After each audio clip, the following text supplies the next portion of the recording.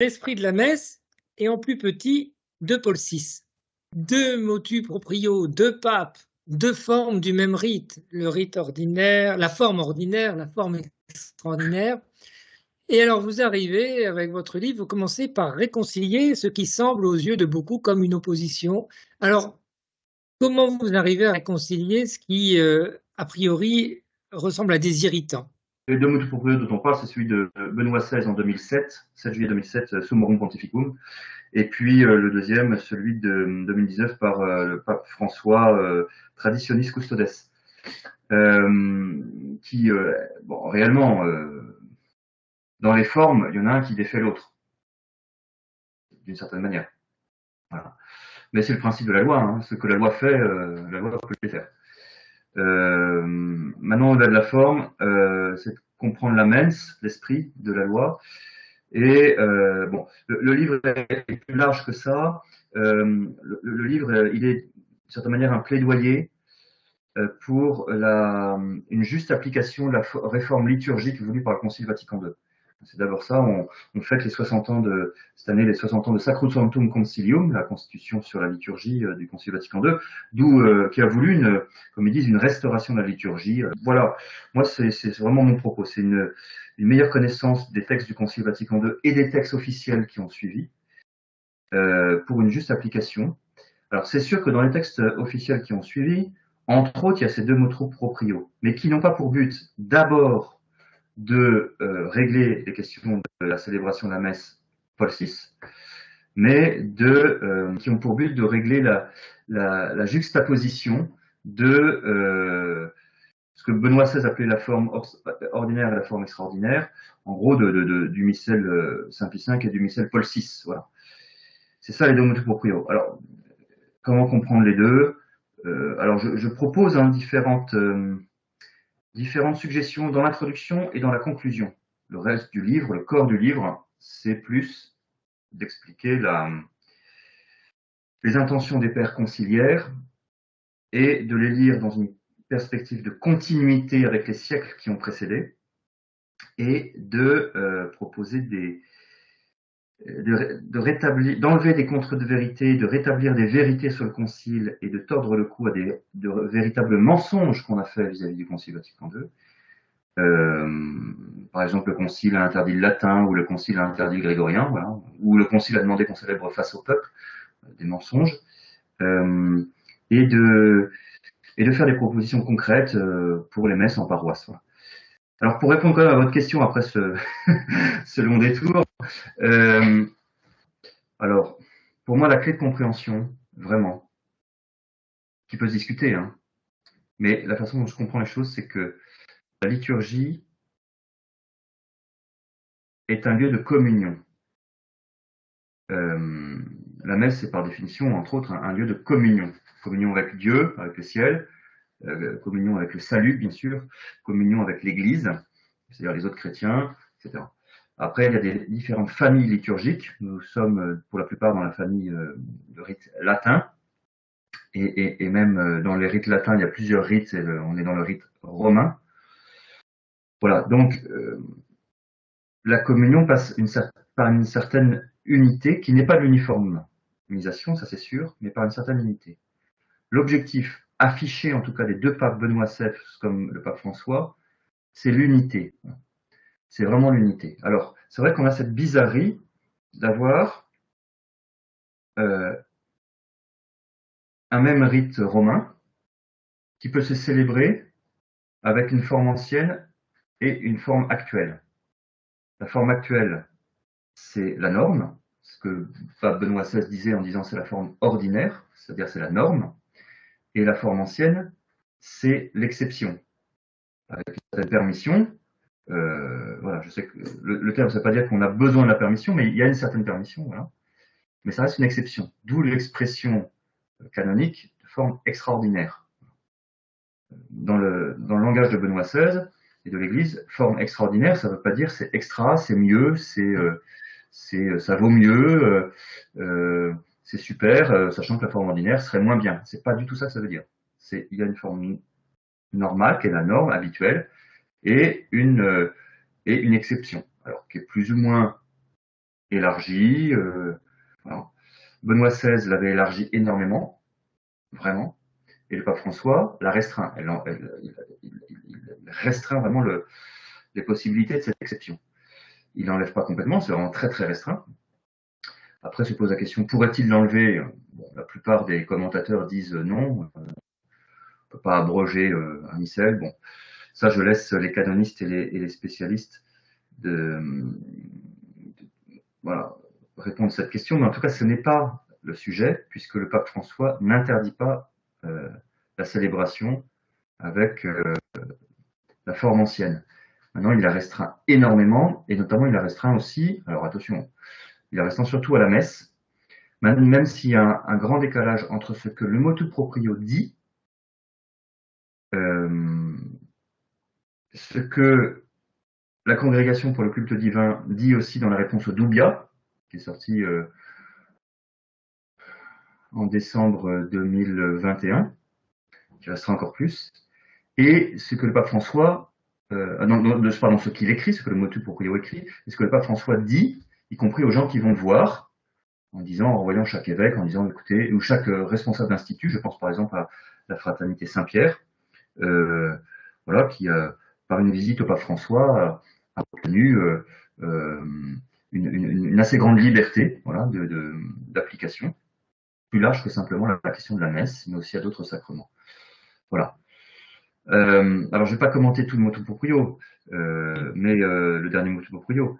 Mais ce qui est sûr, c'est que, comme vous le disiez dans votre question, c'est que ça crée un grand malaise, un très très grand malaise.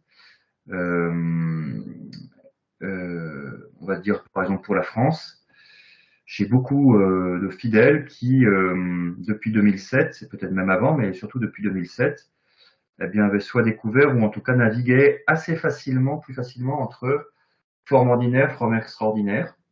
Oui. Avec pas forcément une sorte d'enfermement, parce que le grand risque c'est l'enfermement dans la forme extraordinaire. Pourquoi c'est un risque?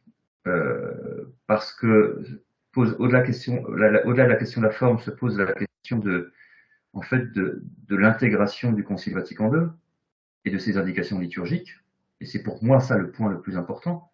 C'est-à-dire qu'il y a eu un concile œcuménique, enfin un concile, c'est quand même une forme d'autorité extrêmement haute dans le magistère de l'Église, et qui a une constitution dogmatique sur la liturgie et qui demande une certaine réforme, restauration de la liturgie, avec des principes généraux et des normes précises. Est-ce qu'on peut s'affranchir d'une manière personnelle, individuelle, d'édition d'un concile œcuménique? Moi, il me semble que non. Il me semble que non. Voilà, donc une célébration simplement exclusive de la forme extraordinaire serait assez problématique. C'est déjà ce qu'écrivait Benoît XVI dans Summorum Pontificum, où il excluait la célébration exclusive. Déjà. Oui. Donc ça serait un risque. Maintenant, beaucoup de Français, enfin de jeunes ou autres, ne sont pas excluants. Ils vont aussi bien en forme extraordinaire qu'en forme ordinaire, et donc ne sont pas enfermés dans une forme extraordinaire exclusive. Et j'entends bien et je comprends le trouble que le traditionniste custodes a semé d'une certaine manière, en disant mais nous on essayait de faire un peu des ponts, et je pense à des amis prêtres aussi qui sont prêtres diocésains et qui, à la demande de leur évêque, par exemple, vont assurer dans une paroisse, aussi bien la forme ordinaire qu'extraordinaire, tout cela dans l'esprit de Summorum Pontificum pour décloisonner les choses, et puis pour un enrichissement mutuel. C'est une expression de Benoît XVI. Bon. Voilà, maintenant, une fois qu'on a dit ça, moi, je pense que, je sais pas, l'avenir nous dira comment les choses se passent. J'entends quand même le pape François qui donne des indications plutôt de souplesse pastorale aux différents évêques. En tout cas, sur tout ce sujet, j'espère que mon livre, mon petit livre, dont encore une fois, c'est pas la pointe, mais le but de mon livre est peut-être d'apaiser les guerres liturgiques en invitant, déjà au moins dans un premier temps, à une meilleure célébration de la forme ordinaire, de la messe Paul VI, qui soit davantage fidèle aux intentions du Concile et aux textes normatifs de l'Église. Et c'est d'ailleurs ce que demandent et Benoît XVI et le pape François, dans une petite incise de chacun de leurs motu proprio. Ils ont tous les deux noté combien les désobéissances liturgiques, dans la forme ordinaire, dans la messe Paul VI, étaient parfois à la limite du supportable. Et donc, ils ont clairement demandé une obéissance stricte aux normes liturgiques dans la messe Paul VI. Et mon livre veut servir ce propos. Donc la persistance de la célébration de la forme antérieure du rite romain a eu pour effet d'inciter à une meilleure célébration de la forme nouvelle. La première forme a joué le rôle d'aiguillon, de repère. Pour la seconde, vous employez même le terme de tuteur, parce que vous évoquez ça à plusieurs moments là dans le livre. Finalement, à l'échelle de l'Église, qui est une échelle assez longue, le rite Paul VI est assez récent et c'est bien légitime qu'il ait eu quelques comment dire, tâtonnements au début. Et c'était bien nécessaire que la forme extraordinaire serve de tuteur. Mais bon, après tout, maintenant, le rite Paul VI, même si il doit encore grandir, puisque vous avez des recommandations dans votre livre à faire, néanmoins, il est quand même assez mûr pour produire les fruits attendus, j'allais dire, à la fois par le Concile et ne rien renier du sacré et de son ancrage dans la tradition. Et je vais même jusqu'à dire, dans les racines juives de la messe, qui vous sont si chères. J'aimerais que vous me disiez deux, trois mots là-dessus, là, sur cette question de tuteur et d'aiguillon. Voilà. C'est vrai que c'est une image que j'utilise qui m'est venue un peu. Bon, l'avenir liturgique, je ne sais pas comment il sera, c'est l'avenir de ces deux formes. Parce que c'est quelque chose d'assez nouveau. La cohabitation de deux formes d'un même rite, au sein du rite romain, c'est tellement nouveau que le pape Benoît XVI a dû forger des expressions, forme ordinaire, forme extraordinaire, de l'unique rite romain. On ne parle pas de rite Paul VI, rite Saint Pie V, c'est le rite romain, dans la famille rituelle latine. Voilà, il y a d'autres rites latins, le rite ambrosien, le rite dominicain, le rite lyonnais, etc., etc., et puis tous les, bref, Ah oui. mozarabe, etc. Bon, on est dans l'unique rite romain. Maintenant, il y a quand même une bizarrerie d'avoir pour un unique rite romain qui a, en fait, une église rituelle, elle forme une unité rituelle. C'est-à-dire, si on est byzantin, on va avoir des rites byzantins. Si on est romain, on a les rites romains. Et ça forme vraiment une unité. Et à partir de là aussi, une certaine culture, ça donne une culture. Voilà. Maintenant, je sais bien que nous sommes des modernes ou des post-modernes, et que le monde occidental moderne est très individualiste. Et que les chrétiens, les catholiques le sont aussi, même s'ils peuvent essayer de résister, mais ils sont très individualistes. C'est-à-dire que la notion d'obéissance, beaucoup de catholiques sont comme tous les kidam autour de nous, sont des post-68ards qui s'ignorent. Et donc, non mais c'est vrai, moi je vois dans certaines revendications rituelles une forme d'individualisme collectif qui s'exprime. Je veux ça, nous voulons ça, d'accord. Mais qu'est-ce que veut l'Église? Est-ce que nous sommes fils et filles de l'Église? Est-ce que nous faisons confiance à nos pasteurs? Est-ce que nous faisons confiance éclairée, j'entends, c'est pas une confiance aveugle, le petit doigt sur la couture. Et évidemment qu'il faut des livres qui interrogent le missel Paul VI, évidemment que ce missel n'est pas parfait, comme le précédent d'ailleurs n'était pas parfait, parce qu'il n'y a pas de missel parfait. Et c'est d'ailleurs pour cela qu'ils évoluent au cours des temps. Évidemment qu'il faut interroger la question de rupture ou de continuité. Est-ce que le missel Paul VI s'inscrit dans une continuité organique? Je cite les textes du Concile, c'est ça que voulait le Concile Vatican II. Est-ce que ça s'inscrit dans une continuité organique avec le missel de Saint Pie V ou pas? Ça se discute, évidemment, et il faut le discuter. Le pape Benoît XVI, dans son grand discours à la Curie en 2005, avait invité à une lecture, une herméneutique de continuité et non pas de discontinuité par rapport au Concile Vatican II. Voilà. Et qu'il faut appliquer aussi au niveau de la liturgie. Maintenant, une fois qu'on a dit ça, que c'est cette vision-là qu'on choisit, faut-il l'asseoir et la valider dans les faits. Voilà.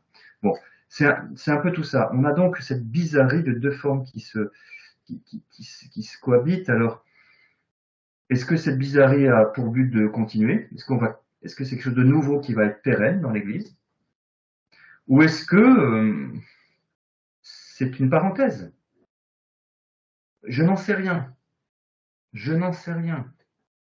Je lis les textes des papes et qui semblent plutôt vouloir que ce soit une parenthèse. Maintenant, j'essaye quand même de penser actuellement la conjonction des deux. Et comme, de fait, la forme extraordinaire est célébrée aujourd'hui. En quoi ça peut être un bien? Et moi, il me semble, avec cette image de tuteur, que c'est un aiguillon et un tuteur pour continuer de mieux célébrer la forme ordinaire dans la dimension de la sacralité, dans une certaine continuité. Et ça s'appuie sur ma propre expérience. En 2007, lorsque Benoît XVI a libéralisé la forme extraordinaire, j'ai appris à célébrer en forme extraordinaire. Je connaissais suffisamment la forme ordinaire en latin et en grégorien pour avoir vécu 2 ans à l'abbaye de Solesmes et de continuer à côtoyer voilà, les abbayes de la congrégation de Solesmes. Donc j'étais à l'aise et avec le grégorien et le latin. Et donc ça m'a pas demandé beaucoup de travail pour apprendre petit à petit, en étant aidé aussi, à la célébration de la forme extraordinaire. Eh bien, c'est en la célébrant que j'ai mieux compris les intentions des pères conciliaires. Et c'est ça l'image du tuteur pour moi. Je trouve que c'est une bonne chose de découvrir la forme extraordinaire, non pas dans une perspective d'opposition en disant elle est mieux, c'est celle-ci qu'il faut, c'est un absolu, c'est le parangon de la liturgie ou c'est l'étoile inaccessible ou indépassable, l'horizon indépassable de la ritualité catholique, ce qui est inaudible de dire ça. C'est inaudible. Franchement, c'est un mépris pour l'histoire de la liturgie que de dire ou de penser des choses comme ça. C'est pas vrai, c'est pas vrai. Et évidemment qu'elle est très bien, mais si les pères conciliaires ont voulu certains éléments, il faut les mettre en place. Et mon livre veut pointer du doigt les éléments essentiels voulus par les pères conciliaires et qui ne sont habituellement pas ceux qu'on souligne. Voilà. Donc oui, je pense vraiment que la question de tuteur, un missel qui a 500 ans d'existence, bon, ben, a plus de solidité qu'un missel qui a même pas, qui a à peine plus de 50 ans d'existence. Et voilà. Mais il y a un moment, le missel Paul VI aura un peu plus de 50 ans d'existence, et il arrivera à une maturité, ce dont je pense qu'aujourd'hui il ne l'est pas du tout, hein. Vraiment pas encore. Pour moi, il y a encore peut-être aller à la louche comme ça, mais c'est vraiment au doigt mouillé, je dirais, il y a encore 40 ans de mise en place à faire. C'est l'avantage de l'Église, c'est que elle n'a pas pour horizon une seule génération humaine. Et nous sommes des bâtisseurs de cathédrales. Nous ne travaillons pas pour nous. Nous travaillons pour nos arrière-petits-enfants, enfin les vôtres, pas les miens. Mais nous sommes des bâtisseurs de cathédrales. Réellement, nous ne verrons cet humble travail de taille de pierre que nous faisons dans la liturgie aujourd'hui, c'est pas pour nous. Mais il faut le faire.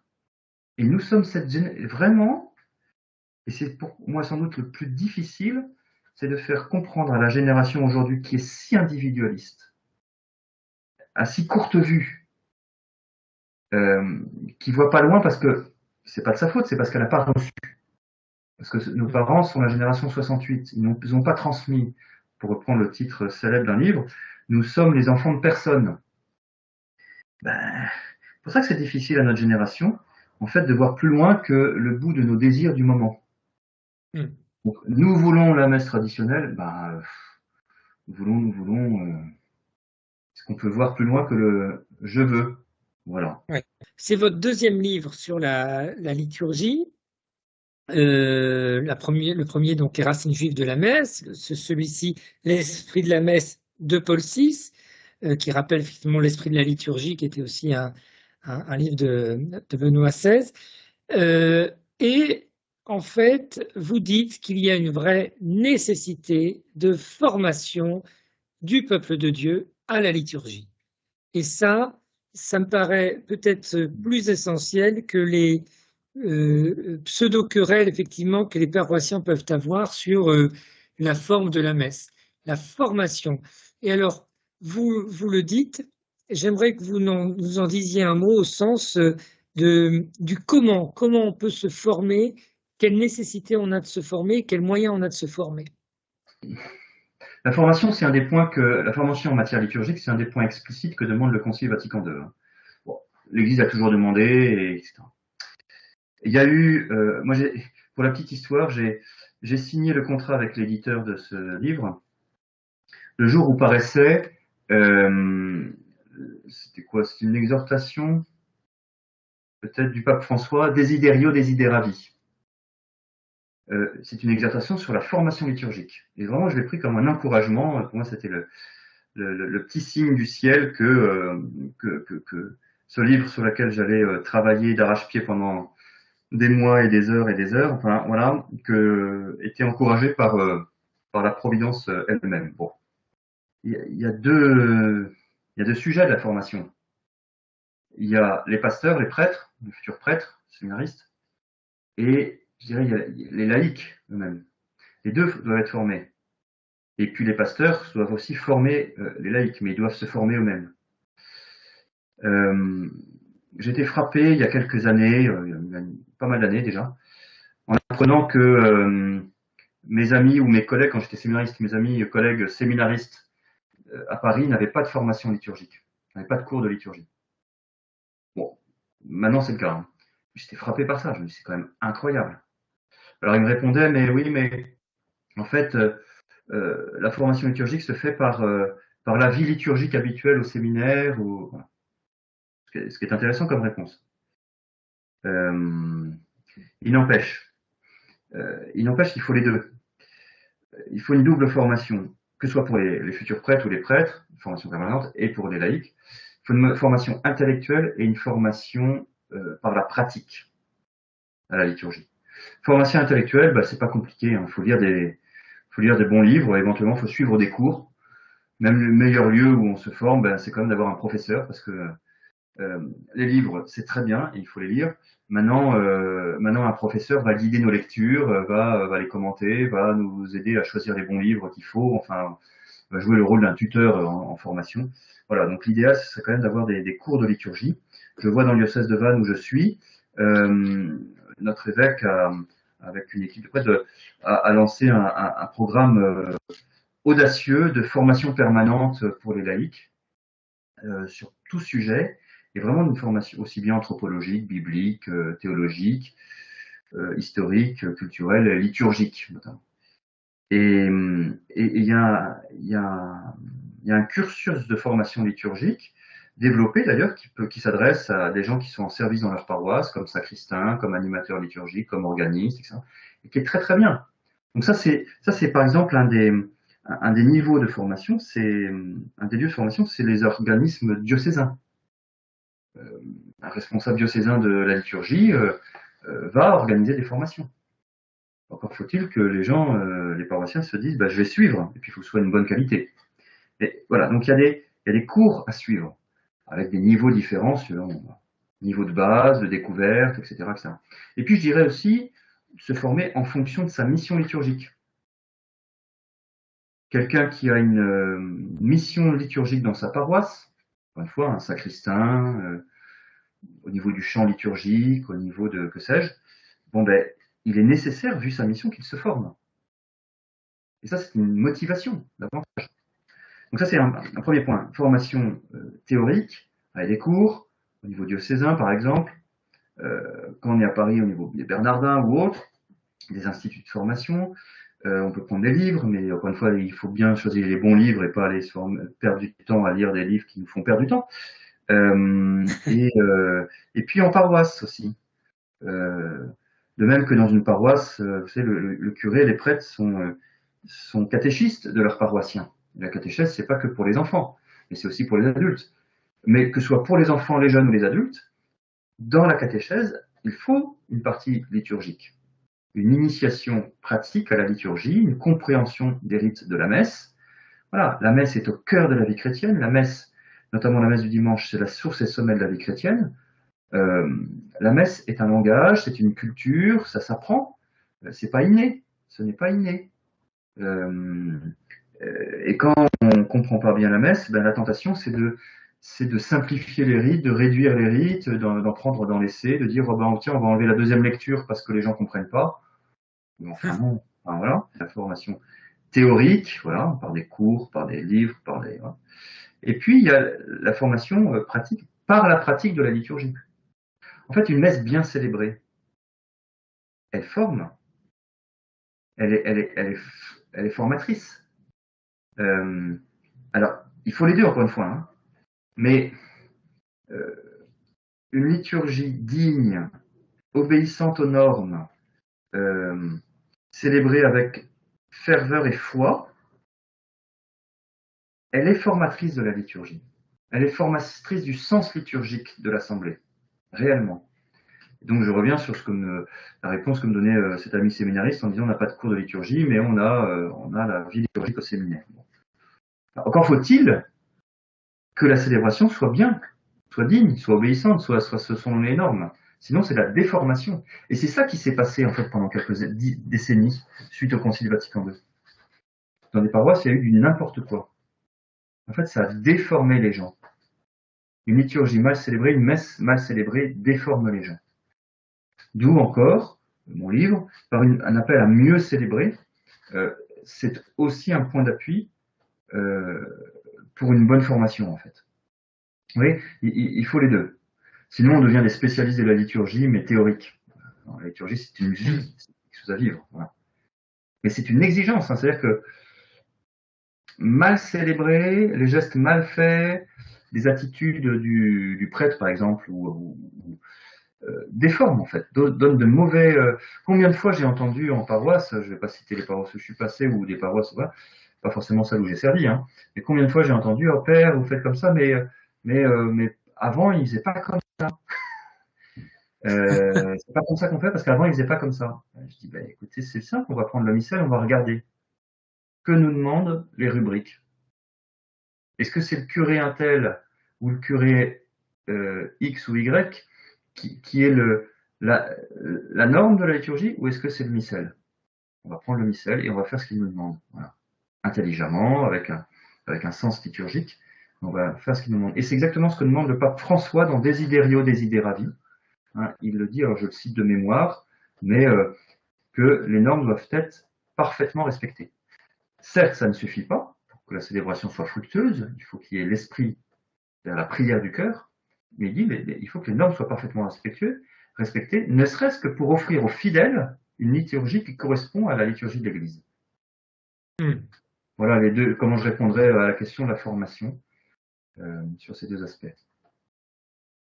Très bien. Alors, on va venir au cœur du livre, parce que donc vous faites 9 propositions pour la messe Paul VI qui sont en fait inscrites dans le Concile Vatican II, en tout cas, pour le respect de la tradition. Vous y parlez des rôles, hein, les acolytes, les diacres, les enfants de chœur, etc., de la place dans le sanctuaire, des lectures selon le temps, hein, le temps en semaine ou le temps de la messe, etc. Et puis il y a des sujets qui vous touchent plus particulièrement à cœur, hein, et en tout cas, parce qu'on en a déjà parlé, je me souviens, notamment il y a l'orientation, et puis il y a la communion, où vous avez tout un développement en parlant des deux espèces, hein, la communion sous la forme du pain et du vin, et la communion dans la bouche. Alors, peut-être parce que ce sont deux points les plus marquants, on appelle ça maintenant des marqueurs, hein, dans le monde moderne. Peut-être qu'on peut un peu plus en parler pour vraiment en percevoir le sens. Et vous qui connaissez effectivement les racines juives de la messe aussi, peut-être dans un ancrage beaucoup plus profond, dans une filiation plus profonde. Alors l'orientation et la communion, la forme de la communion. Combien de fois on lit dans des articles ou grand public, hein, que le Concile Vatican II a demandé la messe en français et face au peuple. combien de fois on a lu ça? Et que avant le concile, c'était en latin et dos au peuple. Voilà. Ben, c'est faux. C'est faux. C'est absolument faux. À aucun endroit du Concile Vatican II, il est question de célébrer face au peuple. Aucun. Aucun endroit. Et c'est pas un oubli.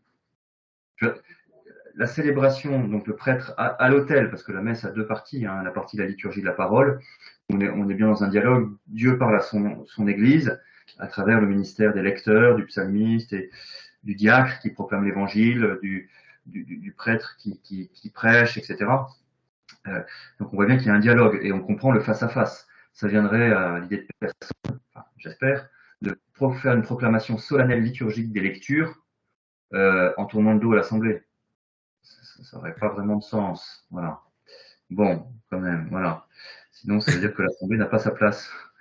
Donc on a concrètement un face-à-face entre celui qui lit, qui proclame la parole de Dieu, et l'Assemblée qui la reçoit.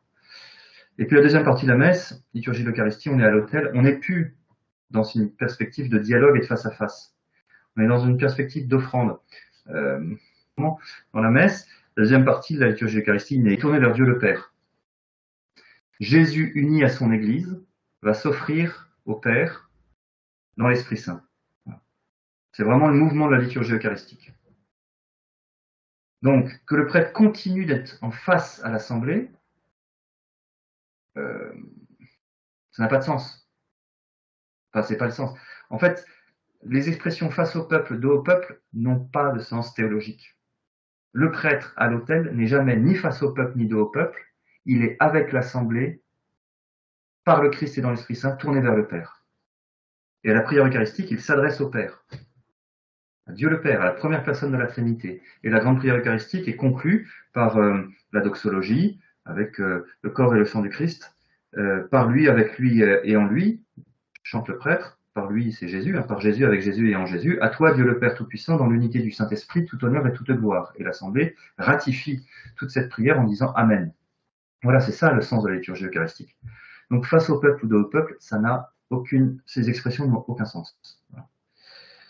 Alors, pour différentes raisons, mais qui serait trop long d'expliquer dans cette vidéo, mais que j'aborde un petit peu dans le livre, il y avait des essais avant le Concile dans les années 40, dans les années 50, 1940-1950, des essais de célébration tournés vers le peuple, notamment des petits groupes, des groupes de scouts et des groupes de jeunes dans des camps, etc. Dont le but, dans le fond, si on veut être positif et bienveillant, dans le but était une meilleure participation de l'Assemblée.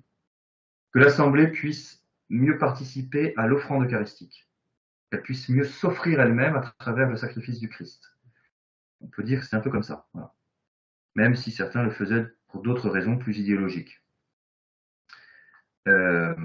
Néanmoins, les pères conciliaires, qui étaient évidemment bien au courant des différents essais du mouvement liturgique, les différentes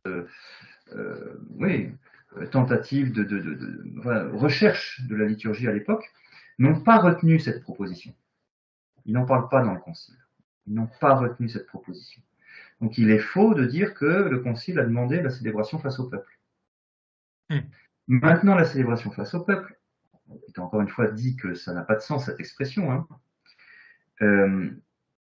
n'est pas une faute, elle est possible par un texte dans l'Église postérieur au Concile, mais est venu après rapidement, hein, qui dit qu'on construira les autels détachés du mur pour pouvoir en faire le tour, ce qui permet aussi la célébration face au peuple. Voilà. Soit dit en passant, j'ai trouvé des textes anciens qui montrent que même dans la forme extraordinaire, on pouvait célébrer face au peuple. Ça dépend du positionnement de l'autel, ça dépend du positionnement de l'Assemblée. Voilà. Encore une fois, il ne s'agit pas de célébrer vers le peuple ou dos au peuple, mais vers Dieu. Voilà. Simplement, les rubriques se posaient la question, quand il se trouve que l'autel est tourné de telle sorte que l'Assemblée soit face à l'autel et que le prêtre soit face au peuple, bah, comment il fait dans les rubriques? Est-ce qu'il se retourne en disant voici l'agneau de Dieu? Est-ce que oui, non? Bon. Voilà, c'est des choses très concrètes comme ça. La liturgie est très concrète. Donc la célébration versus populum, vers le peuple, est possible, mais attention à ne pas trop la durcir théologiquement et encore moins en faire un absolu. Le problème, c'est qu'aujourd'hui, c'est devenu un absolu. C'est devenu un absolu rigide. Et à chaque fois que je parle, parfois avec des confrères prêtres un peu plus anciens, disant, ben voilà, moi ce que je préconise, c'est de manière souple, c'est de pouvoir aussi faire l'expérience de la célébration ad orientem, c'est-à-dire tous ensemble tourner vers le Père, enfin d'une certaine manière.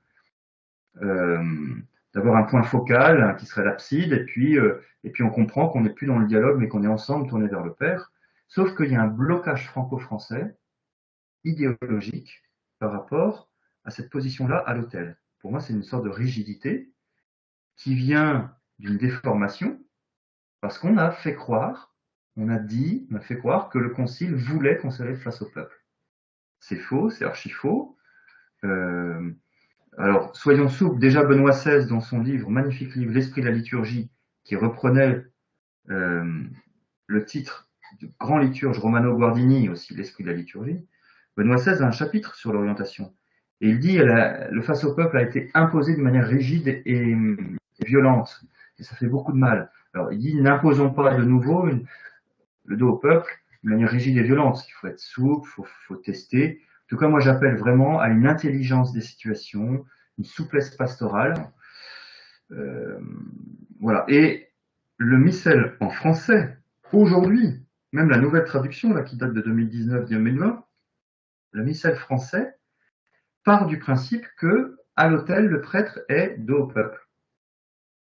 Parce que dans les rubriques, par exemple, il est dit à un moment, avant la communion, le prêtre prend l'hostie, il rompt l'hostie au moment de l'Agnus Dei, puis il Oui. prend l'hostie qu'il élève au-dessus de la patène, il se tourne vers l'assemblée, il dit voici l'agneau de Dieu qui enlève les péchés du monde, etc. Puis il se tourne vers l'autel et il communie. Ça, ce sont les rubriques actuelles, en français, dans le missel français. Ce qui suppose bien que le prêtre se retourne vers l'assemblée, puis se tourne vers l'autel pour communier. J'aimerais qu'on s'autorise à davantage de souplesse. Et, et ce que j'espère de ça, peut-être, c'est une meilleure compréhension que la liturgie de l'Eucharistie nous tourne vers le Père. Mais vraiment, on est très souvent tourné vers le Christ à la messe. Or, le Christ nous emmène jusqu'au Père. Alors, qui m'a vu a vu le Père, Jean 14, 9, ok, bien sûr. Mais ne faisons pas du prêtre, parce que certains disent, mais oui, mais le prêtre rend présent le Christ, et donc c'est normal qu'il soit au centre. Oui, non, non. Certes, le prêtre agit une persona Christi capitis au moment de la célébration de la messe, mais il n'est pas le seul lieu de présence du Christ à la messe d'ailleurs. La parole de Dieu proclamée, le Christ est présent. L'assemblée, qui est l'Église, le Christ est présent, etc., etc. Évidemment, les espèces eucharistiques, le corps et le sang de Jésus, le Christ est présent, présence réelle. Donc il y a différents modes de présence du Christ à la messe. Le prêtre n'a pas à être au centre tout le temps. Il doit pouvoir s'effacer, et une des façons de s'effacer, c'est qu'il ne montre pas toujours son visage et que avec l'assemblée, il se tourne vers le Père. Voilà, ça c'était pour la question de l'orientation. Il y aurait beaucoup d'autres choses à dire là-dessus, mais retenons surtout que le Concile n'a pas du tout préconisé le face au peuple. Et puis la question de la communion, alors moi je fais une double proposition. D'abord je fais une proposition, mais m'appuyant sur mon expérience dans ma paroisse, d'abord je fais une proposition de la communion à la Sainte Table, c'est-à-dire plus simplement les uns derrière les autres, comme quand on fait la queue à la boulangerie pour aller acheter son pain ou à la boucherie, mais la communion les uns à côté des autres. C'est-à-dire que vous savez que la communion, c'est le sommet de la participation à la messe. C'est le moment où on reçoit le sacrement de l'Eucharistie. Il y a d'autres éléments de participation à la messe, bien sûr, hein, le chant, la prière intérieure, etc. Enfin, ça a toujours été une prière intérieure, les réponses, voilà, l'assemblée, et tout. Mais le sommet de la participation à la messe, c'est la réception du sacrement. Donc la communion, c'est un sommet énorme. La communion, elle est bien un acte personnel, et en même temps, c'est un acte communautaire. Donc, il me semble qu'il est préférable, pour bien manifester la dimension communautaire de la communion, où je communie à Jésus, mais je communie aussi à l'Église, de pouvoir communier les uns à côté des autres, en continuant de prier les uns à côté des autres. Ce qui permet, très concrètement, moi, c'est ce que je fais dans ma paroisse, il y a des tables de communion, et donc les gens viennent à la table de communion, alors communient comme ils le souhaitent, hein, debout ou à genoux, à la main ou à la bouche, bon voilà, mais communient les uns à côté des autres en prenant le temps. Ils ont le temps de se positionner, de se placer, de finir de se préparer à la communion, de communier tranquillement et de repartir tranquillement. Ils ont le temps et ils manifestent davantage qu'ils communient aussi les uns avec les autres au Christ. Ça, c'est la première proposition que je fais. Et puis, l'autre proposition que je fais, c'est de pouvoir communier sous les deux espèces, au corps et au sang du Christ. Alors ça, c'est un vieux débat. C'est un vieux débat qui avait déjà été abordé au moment du Concile de Trente, au XVIe siècle, vous voyez, donc ça ne date pas d'hier. Vous savez que le Concile de Trente a été réuni aussi, entre autres, pour répondre à la réformation protestante, et la réforme de Luther au niveau liturgique, entre autres aussi, mettait, et les protestants faisaient communier au pain et au vin. Voilà. Un peu comme au début de l'Église. Et donc les pères du Concile de Trente se sont posé la question en disant mais est-ce qu'on ne pourrait pas relancer la communion au corps et au sang du Christ sous les deux espèces, comme ça se faisait. Ça s'était arrêté pour des questions techniques, parce que autant communier au corps du Christ, c'est assez simple à faire, à mettre en œuvre. Et puis si on a prévu trop d'hosties à consacrer, eh bien, elles sont conservées au tabernacle et c'est très bien, ça nous permet de prier le Seigneur Jésus en dehors de la messe, etc. Mais le précieux sang, si on veut que tout le monde communie, il faut bien calculer son coût parce qu'on ne peut pas garder en réserve au tabernacle le précieux sang. D'abord, c'est un liquide qui est plus dangereux à manipuler, enfin dangereux avec respect, il ne faut pas qu'il y ait aucune goutte qui soit perdue. Et puis la conservation se fait beaucoup plus difficilement. Bref, donc c'est simplement une question technique. Les pères conciliaires du Concile de Trente se sont posé la question, puis finalement il y a eu quelques permissions, mais vraiment très très très sporadiques. Bon, le Concile Vatican II a repris cette question et a ouvert la porte à une communion sous les deux espèces, dans des cas précis qu'il liste. Les textes suivants, notamment la PGMR, la présentation générale du missel romain, élargit très largement les possibilités de la communion sous les deux espèces, au corps et au sang du Christ. Et elle fait 3-4 propositions techniques pour donner la communion au corps et au sang du Christ. Et il me semble que ces propositions sont très peu mises en œuvre. C'est très rare qu'il y ait la communion au corps et au sang du Christ, et d'une manière digne et respectueuse des normes, attention.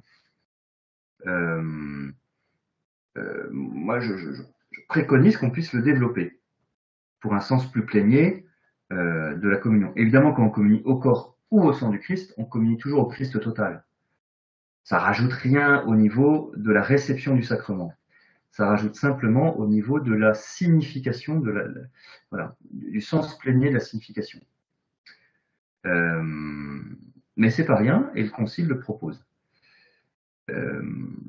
Alors, il y a plusieurs formes, et je les liste dans mon livre, et en fonction de l'assemblée, parce que c'est pas la même chose de donner la communion sous les deux espèces à une toute petite assemblée, on va dire de 15 personnes, où là on peut se dire, c'est facile, on va donner à boire directement au précieux sang au calice. C'est facile, pour 15 personnes on peut le faire. Mais une assemblée paroissiale, une grande paroisse avec 500 communiants, ça on ne peut pas le faire. Voilà, on ne peut pas le faire. Alors, voilà, très concrètement, la solution, c'est de communier par intinction, c'est-à-dire le prêtre, celui qui donne la communion, trempe le corps du Christ dans le précieux sang et donne à communier au corps et au sang du Christ ensemble, évidemment dans la bouche, parce que si l'hostie est trempée dans le précieux sang, on ne peut pas la recevoir dans la main. Je veux dire, c'est le respect de base fait que sinon on va perdre et des parcelles d'hostie et du précieux sang. Nos mains ne sont pas faites pour ça. Alors d'ailleurs, ça pose la question de la communion à la main, mais je ne veux pas rentrer sur ce débat-là, aussi, je veux dire, pour le corps du Christ. En tout cas, voilà, c'est ce que moi je préconiserais, c'est ce que je fais déjà de manière ponctuelle, alors le jeudi saint, dans la paroisse, de faire communier au corps et au sang du Christ, comme on dit, par intinction. Attention, ce n'est pas le communiant lui-même qui trempe l'hostie consacrée dans le précieux sang. Ça, c'est pas possible, ça. Ça, c'est pas autorisé. Il y a un texte précis de l'Église qui le dit, ce n'est pas autorisé. Évidemment, par respect et pour éviter toute profanation involontaire. Nous croyons profondément que la moindre parcelle d'hostie, c'est Jésus vivant, la moindre goutte du précieux sang, c'est Jésus vivant. Donc il y a un respect immense et une attention infinie pour chaque parcelle, chaque goutte du précieux sang. D'où l'usage des plateaux de communion qui est encouragé, etc., etc. Mais voilà, moi je préconise ces doubles, c'est pas une révolution, mais cette double changement dans la communion, dans la façon de communier. D'une part, de communier les uns à côté des autres, de manière plus communautaire, en prenant plus le temps, et d'autre part, de communier au corps et au sang du Christ, de manière habituelle. Voilà, ce qui demande un tout petit peu plus de technique, mais pour une paroisse, je veux dire, un peu organisée, c'est techniquement faisable. C'est pas inaccessible. Vous êtes prêtre de l'Emmanuel, un mouvement qui est connu pour la louange avec tous ces chants qui ont irrigué toutes les autres paroisses et qui ont amené beaucoup de rythme et de joie partout. Et néanmoins, on vous sait très attaché au grégorien et au latin.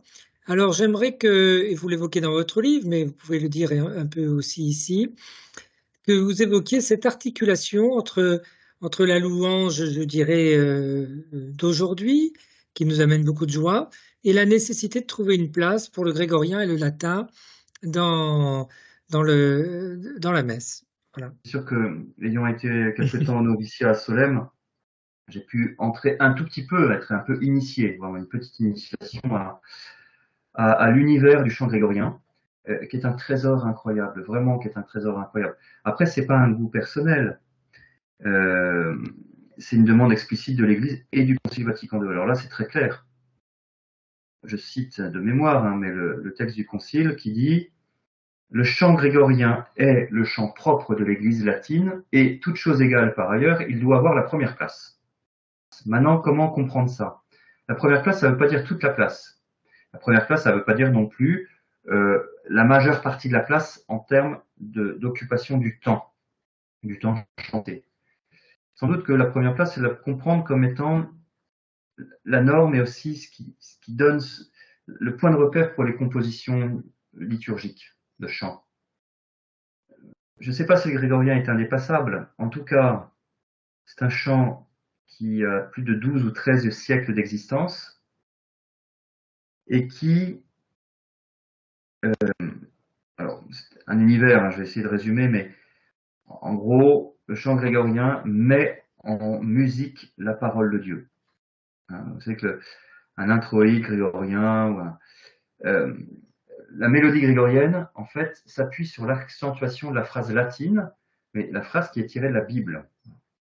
Après, il y a d'autres textes, comme de la prose ou pour des hymnes, etc. Mais ça, c'est des hymnes latines anciennes. Mais en gros, à la messe, un introïte, un offertoire, un chant de communion, un graduel, tout ça, ce sont des chants tirés de la Bible. Et donc, c'est une façon de méditer la parole de Dieu. C'est une lectio divina liturgique et chantée. C'est vraiment une lectio divina.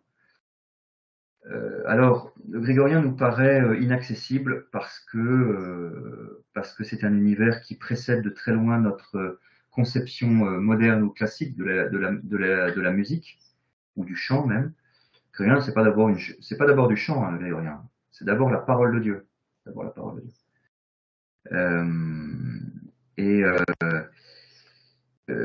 C'est issu de la psalmodie, dans le fond.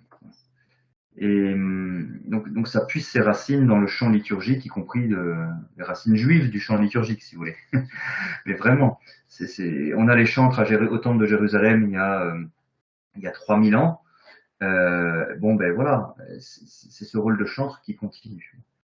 Bref, c'est pas inaccessible le chant grégorien. Certes, la notation est un peu particulière. C'est une notation carrée ou une notation avec les neumes. Bon. Ça s'apprend. Ça se découvre pas tout seul, ça s'apprend. Voilà. Lire une partition de grégorien, c'est pas très compliqué, mais ça s'apprend. Il faut l'apprendre. Ok. Maintenant, l'interprétation, là aussi ça s'apprend, il faut un maître de chœur, mais elle ne nécessite pas une grande technique vocale. Les moines, dans les monastères qui chantent en grégorien, et c'est dommage que le grégorien soit presque que dans les monastères, à part quelques scolas dans quelques chapelles ou paroisses, mais eh bien, les moines ne sont pas des spécialistes du chant. En fait, ils chantent avec la voix que Dieu leur a donnée. Mais voilà. Et puis c'est un chant qui n'est pas polyphonique. Il y a qu'une, il y a, comment dire, il y a qu'une voix. Il n'y a pas plusieurs voix. Donc, une chorale paroissiale qui est suffisamment formée pour être capable d'interpréter un chant à 4 voix, par exemple. Oui, moi, je me dis, elle a suffisamment de technique pour le grégorien sera moins difficile, sera plus simple. Alors, le vrai hic du grégorien, c'est qu'il faut trouver des maîtres de chœur. Voilà. Dans une chorale grégorienne, il faut un maître de chœur, c'est-à-dire quelqu'un un homme, une femme qui s'est formé à l'interprétation du grégorien et qui va pouvoir entraîner les autres. Et ça, c'est peut-être le plus difficile. Donc peut-être un point d'urgence, c'est de former des maîtres ou des futurs maîtres de chœur en grégorien. Alors, il y a des stages qui existent l'été, il y a pas mal de stages qui se font à droite à gauche, Scola San Grégoire, Scola, enfin, etc. Mais je pense que ça, c'est le point d'urgence, c'est vraiment de former des maîtres de chœur. Maintenant, il y a la question du latin. Le grégorien, c'est la phrase latine. On ne peut pas faire du grégorien sur du français ou c'est pas possible. Pas possible, puisque encore une fois, la mélodie grégorienne, il ne s'agit pas de plaquer une mélodie sur un texte en forçant un peu pour que ça rentre. Non. La langue latine a des accents, comme toute langue, le français aussi a des accents, mais les accents français ne sont pas les mêmes. Voilà. Donc, il ne suffit pas de prendre le texte latin du chant grégorien, de le traduire en français et de plaquer la mélodie dessus, ça ne marche pas. Ça ne peut pas marcher comme ça. Donc il faut garder le grégorien. On peut composer des chants en français avec une mélodie qui s'inspire d'une mélodie grégorienne, mais ce ne sera pas du chant grégorien. Et donc ce ne sera pas ce que demande le concile. Mais là-dessus, la question de la phrase en latin, parce qu'on peut se dire, mais c'est en latin, je ne comprends pas. Eh bien, qu'on se rassure, vraiment, les textes des chants grégoriens ne sont pas longs. C'est une phrase biblique. C'est très simple. Et c'est traduisible en une phrase. Il suffit de mettre sur la feuille de chant de l'Assemblée le texte latin et la traduction en français en dessous. Et très souvent, en plus, ce sont des textes issus de la Bible et qu'on retrouve dans les lectures. Par exemple, vous avez l'introïte de la messe de la nuit de Noël, Puer natus est, Puer natus est nobis, donc, qui est tiré du livre d'Isaïe. Un enfant nous est né, un fils nous a été donné, et on l'a comme première lecture. Donc en fait, le grégorien est vraiment le modèle du chant liturgique, parce qu'il est basé complètement sur la parole de Dieu. Il nous aide à mémoriser la parole de Dieu et à l'introduire dans notre intelligence et notre affectivité par la musique. Et il nous fait entrer plus profondément dans la célébration du mystère, c'est la même parole de Dieu qu'on va retrouver dans les lectures de la messe. Bref, il est urgent de remettre du chant grégorien dans nos paroisses. Voilà, c'est pas un problème. Maintenant, il ne s'agit pas qu'il ait toute la place. Et donc, le propre d'un chant grégorien, c'est que, très concrètement, je ne parle pas du Gloria ou du Credo, hein, ça c'est pas du grégorien, hein, mais enfin, pas au sens strict, quoi. Mais il est bon de connaître le Gloria et le Credo. Gloria in excelsis Deo. Bon voilà, il faut que tout le monde sache chanter ça quand même. Hein. Je parle vraiment de l'introïde, de l'offertoire, du graduel, etc. Mais c'est un chant qui est interprété par une scola, par un petit groupe. Il est bon que l'Assemblée aussi puisse chanter sur des chants plus participatifs par le chant. Et c'est là où je fais une proposition dans le livre qu'il y ait les deux dans une messe. Il y ait par exemple un chant d'entrée où tout le monde chante, enfin tous ceux qui veulent, de type, j'en sais rien moi, Emmanuel, Dac, que sais-je, enfin peu importe, du moment que ce soit une belle composition et qui réponde aux normes que donne l'Église pour une composition de chant. Et puis ensuite, pendant l'encensement de l'autel, on pourrait avoir l'introït grégorien. Pareil pour la Oui. communion ou à l'offertoire. À l'offertoire, c'est quand même très très rare que l'assemblée chante. Or, à l'offertoire, il faut un chant d'offertoire. Souvent, il est interprété par une chorale, un petit chœur. Enfin, de temps en temps, que le petit chœur puisse chanter le chant d'offertoire grégorien, ce serait quand même pas mal. Voilà. Maintenant, si vous avez encore un peu d'énergie, je vous propose la question du latin. Ça, c'est une autre question. En fait, parce que je suis pas comment dire, un ayatollah du latin en paroisse.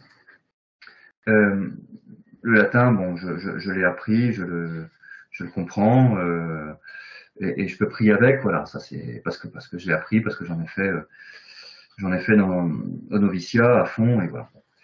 Maintenant, franchement, les textes de la messe, les prières, c'est ce que nous adressons à Dieu. Nous devons comprendre ce que nous disons à Dieu. Et donc une messe entièrement en latin, avec les oraisons en latin. Et les oraisons sont des merveilles de prière. Et puis elles ont été retraduites récemment par le dernier missel en français avec une traduction plus, euh, plus précise, plus sacrée, plus digne, voilà, plus introductive dans la prière. Et or l'assemblée, la messe, c'est pas la prière du prêtre, c'est la prière de tout le monde. Et donc il faut vraiment que l'assemblée comprenne ce qu'elle dit à Dieu. C'est pour ça que moi je suis pas très un grand promoteur du tout latin à la messe, parce que il me semble que c'est pas une bonne chose. Alors on pourra toujours dire, alors évidemment qu'il faut que l'assemblée sache répondre, comme de le demande le concile, à la messe en latin. Il faut qu'elle connaisse les réponses habituelles, voilà, Dominus vobiscum et cum spiritu tuo. C'est pas très compliqué à connaître. Oui. Connaître le Gloria, le Credo, le Veni Creator, et puis d'autres chants non liturgiques comme le Salve Regina, etc. Bon, il y a des passages obligés, il y a des chants qui font partie des obligés de la culture catholique, romaine, latine. Bon, mais toute la messe en latin, qu'est-ce qui se passe? Eh bien, on le voit là où la messe est totalement en latin, c'est-à-dire dans la forme extraordinaire. Les fidèles sont obligés d'avoir un missel bilingue. Sans missel bilingue, vous ne pouvez pas suivre la messe, à moins d'être très bon en latin, et encore, parce qu'à l'oreille, on ne voit pas tout bien distinctement, et le canon est à voix basse, etc. Donc, si on veut se nourrir de la liturgie, si on veut euh, participer en priant, c'est-à-dire en offrant à Dieu notre prière, en ratifiant quand on dit Amen, c'est pas du latin mais de l'hébreu, quand on dit Amen à une prière, ça veut dire qu'on est d'accord avec la prière et qu'on fait nôtre cette prière. Quand on dit Amen après une collecte, après une prière d'ouverture, ou après une prière sur les offrandes, ou après une prière post-communion, ça veut dire qu'on est d'accord avec ce qui est exprimé à Dieu et qu'on fait nôtre cette prière. Donc ça veut dire qu'on a compris ce qui est dit, ce que le prêtre vient de dire à Dieu en notre nom. On est d'accord, on est compris et on est d'accord. Soit on a un missel bilingue, il faut tout bien lire, soit c'est en français. Et on écoute bien et on a compris. Le missel bilingue, il a un inconvénient, c'est qu'on a le nez dans son missel. Bon, euh, c'est un peu comme si on avait. Alors maintenant, on a des missels bilingues sur les smartphones. Hein. Vous voyez un peu le danger de passer sa messe sur un smartphone. Je suis pas sûr que ce soit l'idéal de la participation liturgique. Donc le Concile Vatican II a clairement ouvert la possibilité d'introduire davantage de langue du peuple, le français pour les Français, chinois pour les Chinois, au cours de la messe. Ça, il me semble profondément que c'est une très bonne chose. Voilà. Tout en n'évacuant pas toutes les autres langues. Il faut garder de l'hébreu, Amen, Alléluia, Hosanna. Il faut garder du grec, Kyrie, Christe, eleison. Il faut garder du latin, Gloria, Credo. Euh, voilà. Mais et évidemment, j'en parle dans le livre, pour des messes internationales, eh ben, c'est la langue latine qui prévaut. La langue latine reste la langue de la liturgie latine, ce que dit le Concile, c'est évident. Mais c'est pas une langue magique. C'est pas moins on comprend, mieux c'est sacré, pas du tout. Il faut vraiment extirper des mentalités le fait que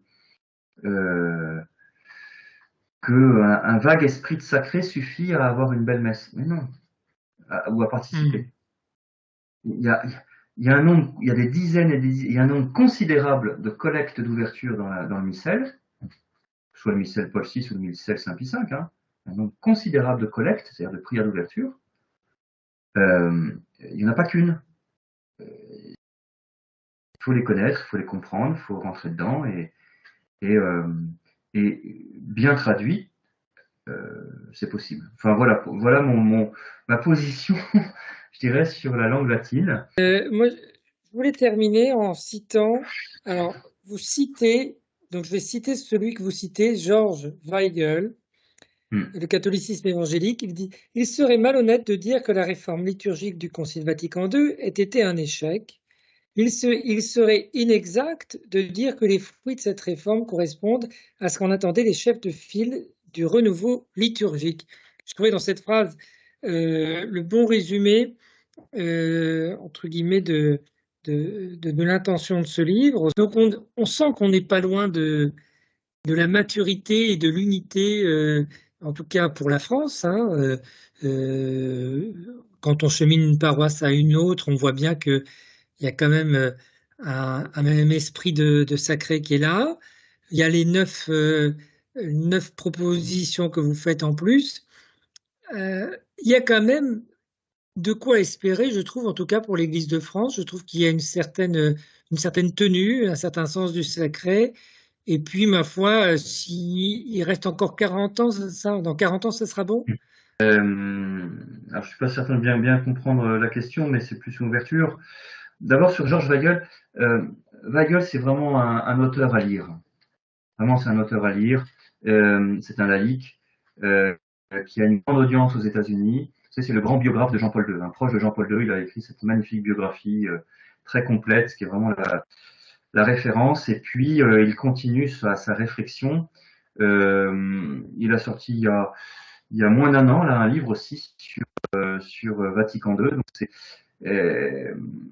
qui fait pas plaisir d'ailleurs à toute une génération très j'allais dire 68, très post-Vatican II, l'esprit de Vatican II contre la lettre. Mais voilà, Georges Weigel fait un très très bon travail, je trouve, bon voilà. Donc c'est pour ça aussi que je voulais le citer, faire référence et j'invite à le lire, ces différents livres.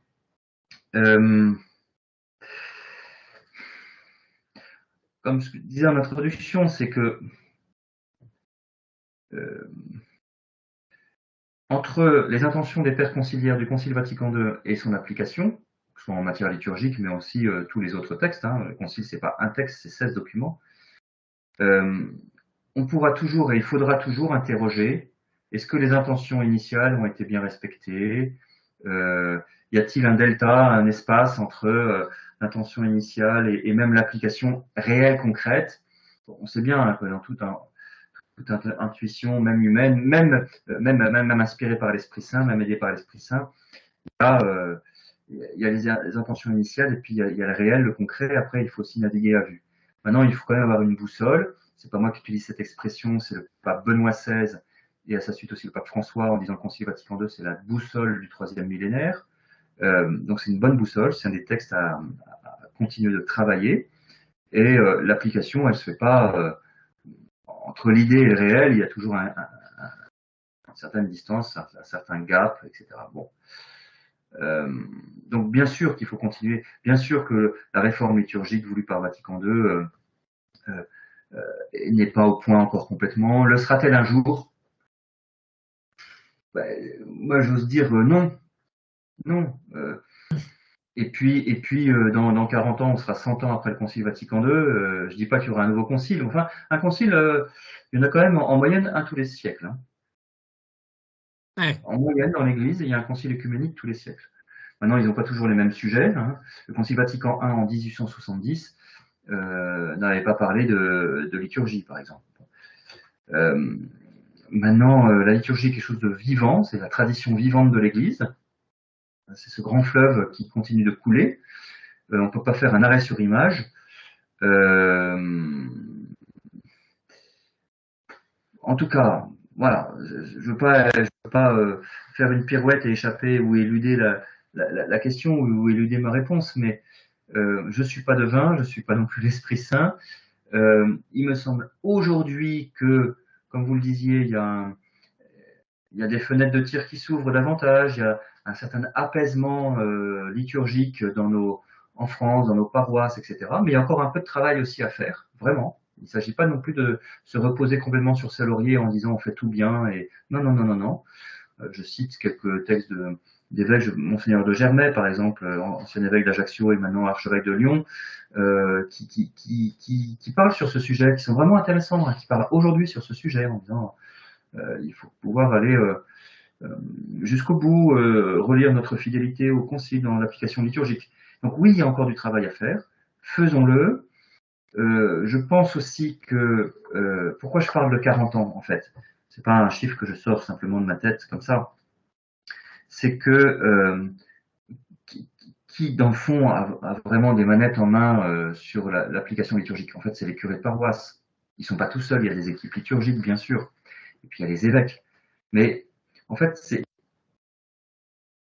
euh, ceux qui dans 20 ans seront curés sont en formation de séminaristes aujourd'hui. J'espère que la formation qu'ils ont aujourd'hui est une bonne formation au niveau liturgique. En tout cas, il y a des moyens, ils ont des moyens pour pouvoir bien se former. Et, euh, et dans les séminaristes d'aujourd'hui, dans 10-20 ans, ils seront curés de paroisse. Et donc ils arriveront, ils auront des manettes en main. Donc, on peut estimer, voilà, et qu'ensuite une paroisse, ça se transforme pas comme ça en 2 secondes. Il ne s'agit pas qu'un curé arrive et tout se transforme.